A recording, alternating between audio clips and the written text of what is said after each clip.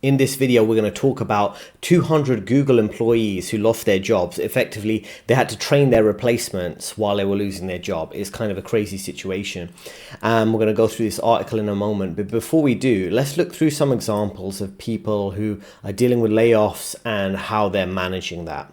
Everybody, it's been a couple days since the news came out that Microsoft laid off 9,000 employees. This comes on the back of 6,000 employees that were laid off a few months ago. Just wanted to comment on it. Some of my coworkers and business partners were impacted. I want to remind folks that you spend a lot of your time in your job. It's important to make sure that you don't tie your identity and your self-worth directly to your 9 to 5 or your job, because there's so much more life outside of your work. You need to make sure that you're taking care of yourself. You're not giving yourself time and space to do things that you want to do, invest in things physically, mentally, emotionally, that's going to make you better and feel good as a person. If you get impacted by the layoff, it's going to really negatively impact you if you're not making those investments into yourself. You're not your job. For me, it's a means to an end. It's a way for me to generate income so that I can live the life that I want. For other people, I understand that it's their personality and everything like that, but just understand that companies are rapidly changing due to the advancements of AI and technology. None of the stuff I'm saying represent the views of my employer. They're solely my own. Thanks for watching and follow for more. So before we move on, he's making some good points here. I do agree, like I always say, have clear boundaries, set clear times in terms of what your work hours are, clarify that with your manager. You don't want them to just think, oh, they're entitled to all your time, that you should work late every night, that you should come in early every day. Make sure it's clear that you have commitments outside of work, whether it's looking after family, health commitments, things like that. And don't don't spend too much time around co-workers you don't like, beyond what benefits you. For example, if you're going to work drinks, make sure it's with a goal in mind. You've got one or two senior contacts there. You're going to build a connection with them, have a bit of a rapport with them and a decent conversation before you leave. You're not just going to work drinks to waste like 5 hours in the evening talking about pointless things, and you leave early or you arrive late, whatever works for you when it comes to the work drinks, because you're using that time strategically to benefit your career. The next thing he talks about is taking care of yourself when you're dealing with the layoff and stuff like what we're going to cover with Google in a moment. You've got to take care of yourself or you'll crash out. I've seen so many people, particularly in the finance industry, in the corporate environments, where they make their work their entire identity. Their families a second form of, the second priority for them, their relationship, their health, things like that. And then when they do deal with the layoff, they really do crash out because their entire identity is gone, right? And I think I noticed with some people who are in the corporate world and maybe they're not fulfilled by it, they really do lean on something else to give them that identity, even though they spend most of their time at work. So it could be having a photo of their family members on their desk because that's who they're working hard for. It could be maybe a religious belief, spending time with their community outside of work, and also even hobbies. I remember someone who's quite a senior trading director, head of a trading floor, and he would really be into martial arts like Brazilian Jiu-Jitsu, and he was super focused on that because it gave him a mental break from working in some of these hyper-competitive environments, right, where he knows his job is almost on the line every year if they don't meet certain profit targets. Now, the thing is, he's talking about a lot of AI taking jobs. And yes, AI is taking some jobs, but I think there's also a lot of outsourcing, a recessionary environment with low demand in the industry, in most industries for, production. People aren't spending money. Companies are scared to invest because they're not sure about the long-term viability of some of these dysfunctional economies, tariffs. There's many reasons. I don't think we can blame it all on AI. The next thing I want to talk about is how there is like an accelerated trend to outsourcing, right? Even a lot of these American companies that be patriotic and they believe in America first and they were supporting Trump, even them, they want to hire foreign workers, either outsourcing work outside of America or hiring foreign workers into America. And you see this in the UK and other countries where there's a preference for foreign workers, typically because they'll accept a lower salary, either in the West or by outsourcing the work to their country outside of the West. And a funny example of this that comes to mind is Grant Cardone. He's a big on YouTube. He's a real estate investor. Grant Cardone, I'm sure some of you have heard of him. He was there campaigning for Trump, all pro-America, pro-Americans. And then after the election, he's like, actually, he did this big tweet and like controversial moments where he's like, actually, I prefer foreign workers because Americans are lazy. And this is when the mask slips and the personality of these people who are in prominent positions, they don't really care about their country. The globalists, the capitalists, whatever you want to say. I don't think capitalism is bad, but the globalists at the top of power, they'll have all these strong beliefs, but then they won't hire people who they say they care about, like American companies, made in America, but they don't really care about hiring American workers. They might hire cheap foreign labor. Right? Be in a situation like he's saying at the end, these are my views, they're not the views of my employer. And that really exemplifies what it's like. It's like a slave saying, sorry, slave master, I'm just expressing my opinion here. I hope you don't whip me or give me a layoff, right? This is the type of things, right? It's like a slave dynamic for some people in their jobs. So again, what he's saying, you've got to build a life you kind of want, so you're not so dependent on the system over the long term, because even in this case your employers are owning your free speech. Like, you're not a free human being outside of work hours. Now let's listen to this woman here. I got laid off today after 10 years at the most amazing company. I didn't think it would happen, but I kind of thought it would happen at some point. I got the email. Your role has been impacted. And today, let me tell you, has been a whirlwind of emotion. And I think that a lot of people, when they get laid off, they're sad, they're angry, it is what it is. To me, this is just another sign that God has always had my back and that there are more blessings coming. And I wasn't even gonna post this because there's a lot of haters out there I need to put my evil eye on. But I'm just so thankful. So if I've ever worked with you or this comes across your page and you were my client at one point, thank you. Drop in the comments a memory of working with me. And if you know of anyone that's hiring, holler at your girl. I think I'm going to document this journey. Okay, love. This is kind of funny, kind of a pretentious post to make themselves the center of attention, right? So she said having a tech layoff after 10 years in the industry, and what the emotions she's pointing out are kind of normal. Obviously you're dealing with a layoff, you might be sad about it or angry about it. I think there's different ways of looking at this. I think partly, you could be in a situation where a job isn't going well and, you're kind of grateful for the layoff because it takes you out of a toxic environment. I think if you're obviously in her position, don't be posting this on TikTok. It's kind of a narcissistic post. I know it's so good working with me. If you liked working with me, leave me a message in the comments. It's a bit ridiculous. It's like the LinkedIn cringe posting. She's doing that on TikTok, which is a bit ridiculous. It's not like the standard crying her eyes out that you see from women on TikTok. She should be putting this in a written post on LinkedIn. That's where it would fit in well. And actually recruiters or hiring managers or her co-workers or clients would respond with positive comments, and that maybe get attention of other people who are hiring for her type of role. And the thing is, this narcissism and arrogance, you see it a lot of the time with the girl boss, with people in general, but often with the girl boss, this level of entitlement that is just based on how she said all those things, I just wouldn't hire her. And I wouldn't be surprised if she turns off the camera and starts crying her eyes out after this, because it looks like she's just trying to cope with her emotions. So college grads are doing everything right. They're getting degrees, they're applying like crazy, but they are not getting jobs. Why is this happening? The unemployment rate for recent grads is 5.8%. That is higher than it's been in decades, and it's much higher than the general population.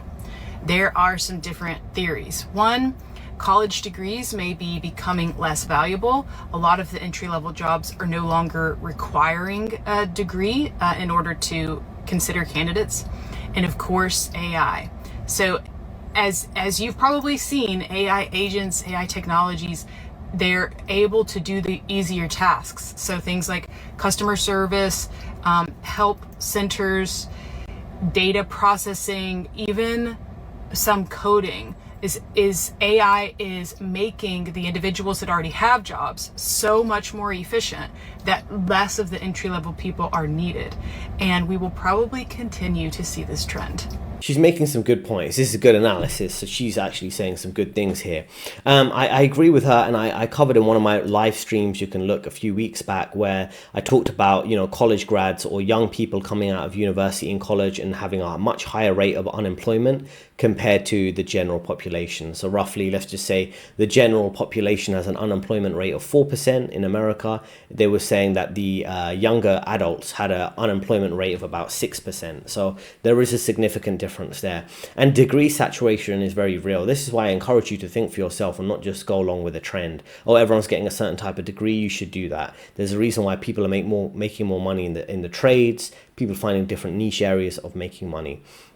Next thing is about AI, right? AI creating less entry-level jobs. That's very true, because every employee, in a sense, either now or in the near future, will have like an AI assistant, which you can just ask all your questions to. You can work way more efficiently, using ChatGPT. I'm sure we've all used it to a certain extent to make our life easier. And it makes sense why you wouldn't have junior employees. I think, though, and this is my opinion, a contrarian opinion, in the short term, that'll be an issue in terms of higher levels of less junior hires, right? Higher levels of youth unemployment. But I think over time, you will need more young blood into a system for it to work. So I think over time, over the next, let's just say 1 to 2 years, that hiring of the younger employees will pick up. I don't think it's like a longer term unemployment. They'll just never be able to get a job. I don't think that's the case. And also, apart from AI, which is pointing out, there's also a lot of outsourcing that's going on. So some of those entry-level jobs, high-paying six-figure jobs I've seen in New York, they get outsourced to India for a fraction of the price. So someone who's graduating from a prestigious business school like Wharton Business School, Stanford, Harvard, wherever would be a top university, they're not going to have the opportunity to get that job, because that entry-level trading analyst job on the trading floor of Morgan Stanley is now in Mumbai, India, for example. So that can also be another thing, right? So we've gone through some examples, about to go through this article of Google, but it is during the Black Friday sale, 20% discount for the first 5 clients. I have career coaching services. I'll help you get started over a 12-week coaching program. And how it works is you have 24/7 access to me. We have one-to-one coaching calls. I help you with your resume, your LinkedIn, your cover letters, help you with office politics at work, get promoted, find better jobs. I help you with the full package of everything I've learned throughout my career for over a decade at Goldman's, Morgan Stanley, and many other companies. I'll help you outsmart office politics, increase your salary, and take control of your career. So you're not in a situation like the Google employees we're about to go through, who are essentially, stuck between a rock and a hard place training their replacements. Let's go through this article here.